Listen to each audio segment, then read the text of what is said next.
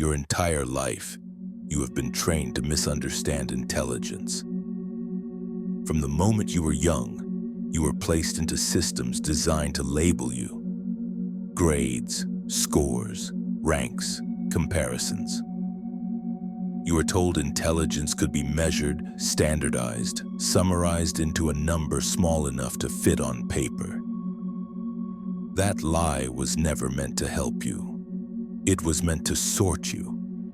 Because real intelligence cannot be safely measured, it cannot be controlled, and it cannot be taught to the masses without collapsing the hierarchy. True intelligence is not knowledge. It is not memory. It is not speed.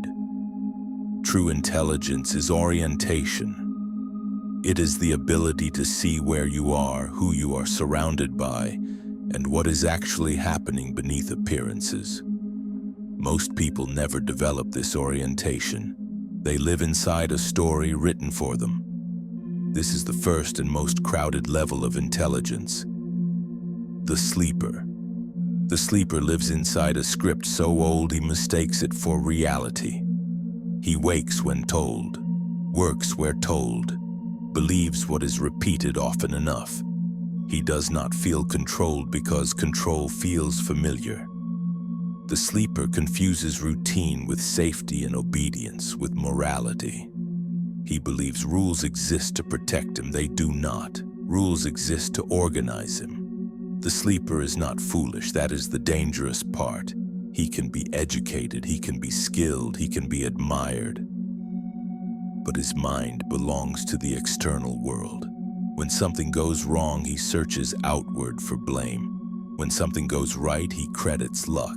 He does not experience life as something he creates, but something that happens to him. Freedom terrifies him because freedom removes excuses. To be free is to be responsible, and responsibility exposes weakness. So the sleeper seeks authority, consensus, permission. He asks, "What do people think?" before asking, "What is true?" He is afraid of silence, afraid of isolation, afraid of standing alone with his own thoughts. History is filled with sleepers. They build the roads, fight the wars, and disappear. And most of them never realize they were asleep. But sometimes something cracks the script. Failure, humiliation, betrayal, loss. The sleeper wakes up, and when he wakes up, he does not become wise. He becomes reactive. He enters the second level, the mimic. The mimic realizes something crucial.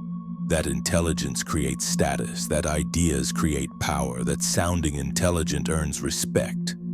But he does not yet understand truth, so he performs it. The mimic borrows language, adopts beliefs, wears ideologies like clothing. He does not ask, "Is this true?" He asks, "Does this make me look intelligent?" He memorizes arguments instead of understanding systems. He collects opinions instead of forming conclusions. This is where ego becomes the enemy.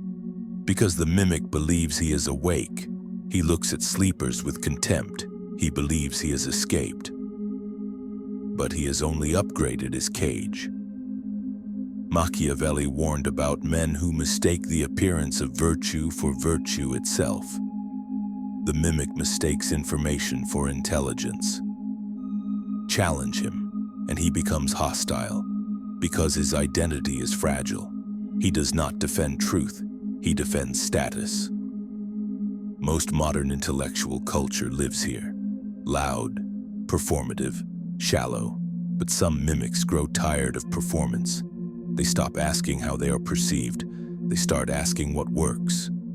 This is the third level, the calculator. The calculator sees the world as incentives. He understands that rules are flexible, morals are contextual, and outcomes matter more than intentions. He stops caring about being right. He starts caring about being effective. This is where intelligence becomes dangerous. The calculator understands power dynamics, human weakness, fear, desire. He does not argue. He maneuvers. He does not confront systems head-on. He exploits gaps. This is Machiavelli's fox. Clever, adaptive, patient. But there is a cost. When everything becomes strategy, nothing feels real. Trust disappears. Connection fades. The calculator assumes everyone is lying because he would lie. He becomes isolated inside his own intelligence. Many successful people die here. Rich, respected, empty. They win games they did not choose to play.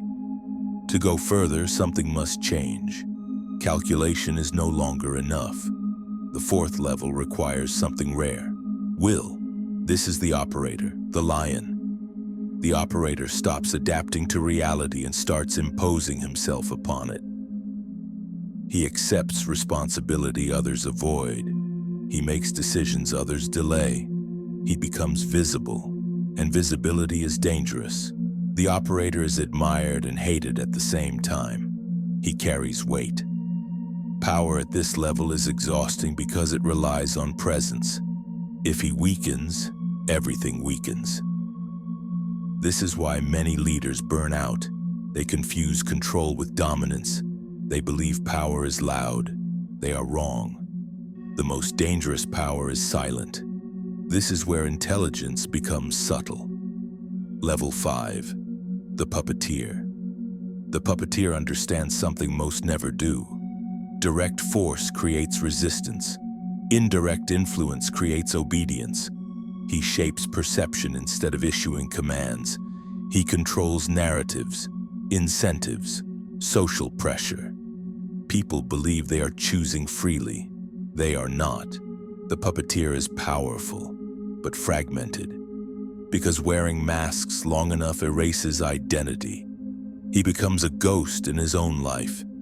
This is where many dark psychologists stop. They believe this is the peak. It is not, because the puppeteer is still reacting, still manipulating pieces on a board he did not design.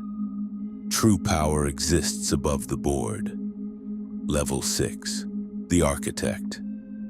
The architect does not influence people, he designs environments. He understands that behavior follows structure. Change the structure and behavior changes automatically.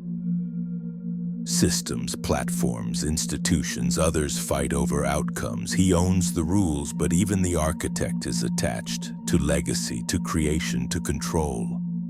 There is still ego. There is one final level, rare, misunderstood. Level 7, the Void. This is not emptiness, it is freedom from attachment. No fear, no desire, no identity to protect. The Void cannot be manipulated because there is nothing to grab. He can descend to any level and leave without consequence.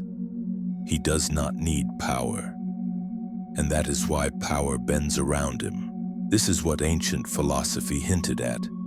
The sage, the stoic, the Tao, not passive, untouchable. Now the mirror is in front of you. Where are you really? Not where you want to be, not where you pretend to be, where you actually are. Because the most dangerous lie is the one you tell yourself. And philosophy is not meant to comfort you. It is meant to strip you